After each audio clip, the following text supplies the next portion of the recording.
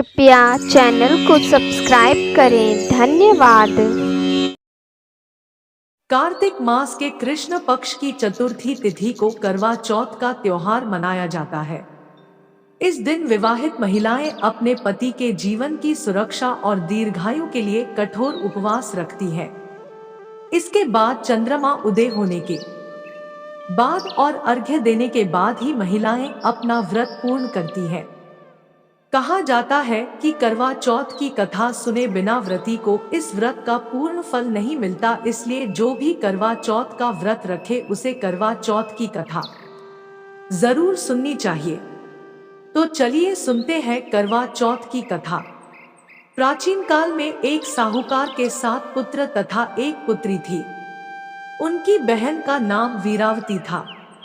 सभी सातों भाई अपनी बहन से बहुत प्यार करते थे, यहाँ तक कि वे पहले उसे खाना खिलाते और बाद में स्वयं खाते थे। इसी प्रकार समय बिता और उनकी बहन का विवाह हो गया। एक बार करवा चौथ के व्रत के पर उनकी बहन ससुराल से मायके आई हुई थी। कार्तिक मास के कृष्ण पक्ष की चतुर्थी तिथि को साहूकार की सभी बहू पत्नी और बहनें करवा चौथ का व्रत रखा। शाम को भाई जब अपना व्यापार व्यवसाय बंद कर घर आए तो देखा उनकी बहन भूख से बहुत व्याकुल थी। सभी भाई खाना खाने बैठे और अपनी बहन से भी खाने का आग्रह करने लगे, लेकिन बहन ने बताया कि उसका आज करवा चौथ का निर्जल व्रत है और वह खाना सिर्फ चंद्रमा को देखकर उसे अर्घ्य देकर ही खा सकती है। चूंकि चंद्रमा अभी तक नहीं निकला है, इसलिए वह भूख प्यास से व्याकुल हो उठी है। सबसे छोटे भाई को अपनी बहन की हालत देखी नहीं जाती और वह दूर पीपल के पेड़ पर एक दीपक जलाकर चलनी की ओट में रख देता है। दूर से देखने पर वह ऐसा प्रतीत होता है कि जैसे चतुर्थी का चांद उदित हो रहा हो। इसके बाद भाई अपनी बहन को बताता है कि चांद निकल आया है, तुम उसे अर्घ्य देने के बाद भोजन कर सकती हो। साहूकार की बेटी अपनी भाभियों से कहने लगी, भाभी चांद निकल आया है, चलो आप लोग भी अर्घ्य देकर भोजन कर ले। यह सुनकर भाभी बोली, बाईसा ये तो आपका चांद निकला है, हमारा चांद निकलने में अभी समय है। बहन खुशी के मारे सीढ़ियों पर चढ़कर चांद को देखती है, उसे अर्घ्य देकर खाना खाने बैठ जाती है। वह पहला टुकड़ा मुंह में डालती है तो उसे छींक आ जाती है। दूसरा टुकड़ा डालती है तो उसमें बाल निकल आता है और जैसे ही तीसरा टुकड़ा मुंह में डालने की कोशिश करती है तो उसके ससुराल से बुलावा आ गया कि पति बीमार है। जैसी भी हालत में हो तुरंत ससुराल पहुंचे। उसे विदा करने के लिए जब उसकी माँ उसके बक्से से कपड़े निकालने लगी तो बार बार काले और सफेद कपड़े निकले। वह बोली, माँ तुम ये सब रहने दो।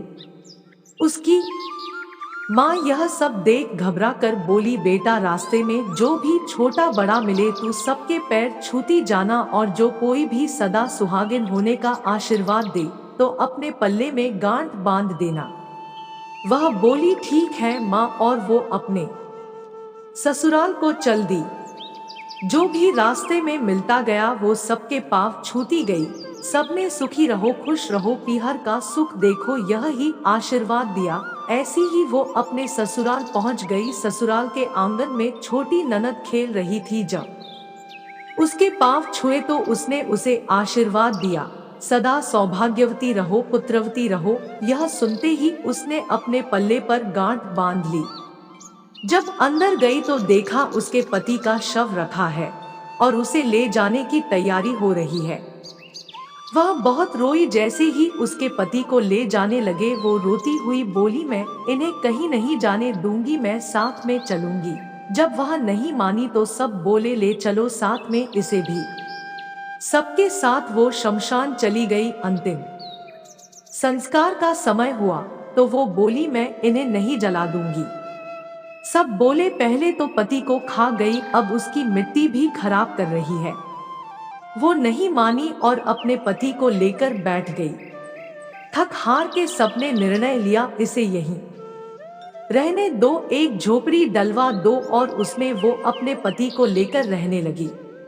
अपने पति की साफ सफाई करती और उसके पास बैठी रहती। दिन में 2 बार उसकी छोटी ननद खाना देने आती थी।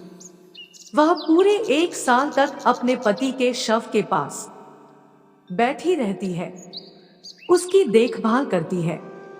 उसके ऊपर उगने वाली सुईनुमा घास को वह एकत्रित करती जाती है। वो हर चौथ का व्रत करती, चांद को अर्घ्य देती और जब चौथ माता आती उनसे अपना सुहाग मांगती तो सभी चौथ माता उससे यह कहती, हमसे बड़ी चौथ माता आएंगी तब उनसे अपने पति के प्राण मांगना। एक एक करके सभी चौथ आई और सभी यह कहकर चली गई। जब अश्विन की चौथ आई तो वो बोली, पुत्री तुझसे कार्तिक की बड़ी चौथ माता नाराज है और वही तेरा सुहाग लौटाएंगी। जब वो आए तो तू उनके पैर मत छोड़ना और 16 श्रृंगार का सारा सामान तैयार करके रख लेना। जब कार्तिक की बड़ी करवा चौथ आई तो उसने अपनी छोटी ननद से 16 श्रृंगार का सुहाग का सामान मंगवाया। जब सास को यह पता चला तो वो बोली, पागल हो गई है, जो मांगती है दे दो। साहूकार की बेटी ने करवा चौथ का व्रत रखा, चांद को अर्घ्य दिया और पूजा करी। जब चौथ माता प्रकट हुई तो बोली है, मरवा माता मेरे पति को जीवन दान दो, मुझे मेरे पति के प्राण लौटा दो। और उसने उनके पैर पकड़ लिए और बोली, माता तुम बड़ी ही दयावान हो, सब पर कृपा करती हो, हे माँ मुझ अभागिन पर भी दया करो, मुझे मेरा सुहाग वापस करो दो। चौथ माता बोली, तूने बहुत ही बड़ी भूल की है, बिना चांद को अर्घ दिए ही भोजन करने लगी, व्रत तोड़ दिया। तू तो 7 भाइयों की प्यारी बहन है, तो सुहाग का तेरे लिए क्या काम। वह बोली, नहीं माता, मैं आपके पैर तब तक नहीं छोड़ूंगी जब तक आप मेरा सुहाग वापस नहीं करती। उसने एक एक करके चौथ माता को सुहाग का सारा सामान दे दिया। चौथ माता को उस पर दया आ गई। माता ने अपनी आंखों से काजल निकाला, हाथ से मेहंदी, मांग से सिंदूर निकाला और उसे करवे में घोलकर छोटी उंगली से उसके पति पर छींट दिया, जिससे उसका पति श्री गणेश कहता हुआ जीवित हो गया। और चौथ माता ने जाते जाते उसके घर पर लात मार दी, जिससे उसकी झोपड़ी महल में बदल गई। जब छोटी ननद खाना लेकर आई तो देखा भाभी की झोपड़ी की जगह महल खड़ा है। वो ननद को देखते ही दौड़ी दौड़ी पास आई और बोली, देखो बाई साहब, आपका भाई वापस आ गया, घर जाओ और सासू जी से कहो गाजे बाजे से हमें लेने आए। छोटी ननद दौड़ी दौड़ी माँ के पास गई और बोली, माँ भाई जिंदा हो गया। माँ बोली, भाभी के साथ साथ तेरा भी दिमाग खराब हो गया है। वह बोली, नहीं माँ, मैंने देखा है, सच में भाई जिंदा हो गया है। सास और सभी घर वाले गाजे बाजे के साथ अपने बेटे को लेने पहुंचे। बहू सास के पैर छूने लगी। बहू बोली, माताजी देखो आपका बेटा वापस आ गया। सास बोली, बहू मैंने तो साल भर पहले इसे भेज दिया था, ये तो तेरे भाग्य से वापस आया है। इस प्रकार प्रभु कृपा से वीरावती को अपना सुहाग वापस मिल जाता है। चौथ माता जैसी कृपा साहूकार की बेटी पर करी, वैसी ही इस कहानी को कहते सुनते और हुंकार भरती सब पर कृपा करना, सबको अमर सुहाग देना। करवा चौथ की पहली कथा समाप्त हुई। बोलिए मित्रों, जय करवा माता, जय श्री गौरी पुत्र गणेश। अब चलिए मित्रों, भगवान श्री गणेश जी के चरणों का स्मरण करते हुए सुनते हैं करवा चौथ पर गणेश जी की पौराणिक कथा। मित्रों, एक समय की बात है कि विष्णु भगवान का विवाह लक्ष्मी जी के साथ निश्चित हो गया। विवाह की तैयारी होने लगी। सभी देवताओं को निमंत्रण भेजे गए, परंतु गणेश जी को निमंत्रण नहीं दिया। कारण जो भी रहा हो, अब भगवान विष्णु की बारात जाने का समय आ गया। सभी देवता अपनी पत्नियों के साथ विवाह समारोह में आए। उन सब ने देखा कि गणेश जी कहीं दिखाई नहीं दे रहे हैं। तब वे आपस में चर्चा करने लगे कि क्या गणेश जी को नहीं न्योता है या स्वयं गणेश जी ही नहीं आए हैं। सभी को इस बात पर आश्चर्य होने लगा। तभी सबने विचार किया कि विष्णु भगवान से ही इसका कारण पूछा जाए। विष्णु भगवान से पूछने पर उन्होंने कहा कि हमने गणेश जी के पिता भोलेनाथ महादेव को न्योता भेजा है। यदि गणेश जी अपने पिता के साथ आना चाहते तो आ जाते, अलग से न्योता देने की कोई आवश्यकता भी नहीं थी। दूसरी बात यह है कि उनको 1.25 मन मूंग, 1.25 मन चावल, 1.25 मन घी और 1.25 मन लड्डू का भोजन दिन भर में चाहिए।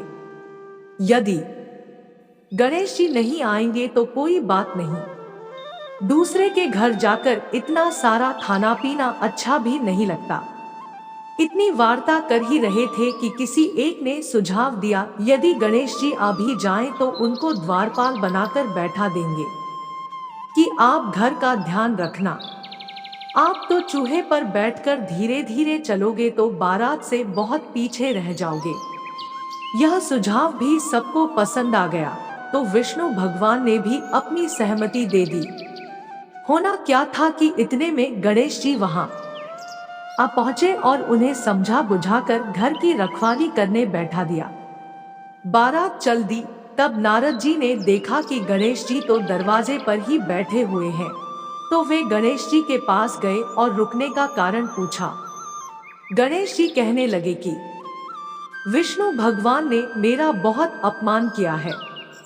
नारद जी ने कहा कि आप अपनी मूषक सेना को आगे भेज दें, तो वह रास्ता खोद देगी जिससे उनके वाहन धरती में धंस जाएंगे। तब आपको सम्मान पूर्वक बुलाना पड़ेगा। अब तो गणेश जी ने अपनी मूषक सेना जल्दी से आगे भेज दी और सेना ने जमीन पोली कर दी। जब बारात वहां से निकली तो रथों के पहिए धरती में धंस गए। लाख कोशिश करें परंतु पहिए नहीं निकले। सभी ने अपने अपने उपाय किए परंतु पहिए तो नहीं निकले, बल्कि जगह जगह से टूट गए। किसी की समझ में नहीं आ रहा था कि अब क्या किया जाए। तब तो नारद जी ने कहा, आप लोगों ने गणेश जी का अपमान करके अच्छा नहीं किया। यदि उन्हें मना कर लाया जाए तो आपका कार्य सिद्ध हो सकता है और यह संकट टल सकता है। शंकर भगवान ने अपने दूत नंदी को भेजा और वे गणेश जी को लेकर आए। गणेश जी का आदर सम्मान के साथ पूजन किया। तब कहीं रथ के पहिए निकले। अब रथ के पहिए निकल को गए, परंतु वे टूट फूट गए, तो उन्हें सुधारे कौन? पास के खेत में खाती काम कर रहा था, उसे बुलाया गया। खाती अपना कार्य करने के पहले श्री गणेशाय नमः कहकर गणेश जी की वंदना मन ही मन करने लगा।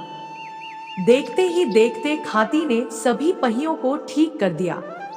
खाती कहने लगा कि हे देवताओं, आपने सर्वप्रथम गणेश जी को नहीं मनाया होगा और न ही उनकी पूजन की होगी, इसीलिए तो आपके साथ यह संकट आया है। हम तो मूर्ख अज्ञानी हैं, फिर भी पहले गणेश जी को पूजते हैं, उनका ध्यान करते हैं।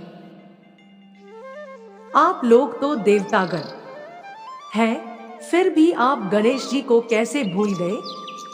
अब आप लोग भगवान श्री गणेश जी की जय बोलकर जाएं, तो आपके सब काम बन जाएंगे और कोई संकट भी नहीं आएगा। खाती की बात को सभी बाराती समझ गए। उन्होंने मन ही मन गणेश जी से क्षमा मांगी, प्रणाम किया और विष्णु जी ने मन ही मन क्षमा मांगी और फिर गणेश जी की जय, गणेश जी की जय ऐसा कहते हुए बारात वहां से आगे चल दी। जब माता लक्ष्मी के निवास स्थान पर बारात पहुंची और विवाह शुरू हुआ तो सबसे पहले गणेश जी की पूजा अर्चना की गई। गणेश जी के नाम से भोग निकाला गया। गणेश जी के आशीर्वाद से भगवान विष्णु का लक्ष्मी जी के साथ विवाह बिना किसी विघ्न बाधा के संपन्न करा के सभी सकुशल घर लौट आए और विष्णु जी ने पूरे विधि विधान से गणेश जी की पूजा अर्चना संपन्न की।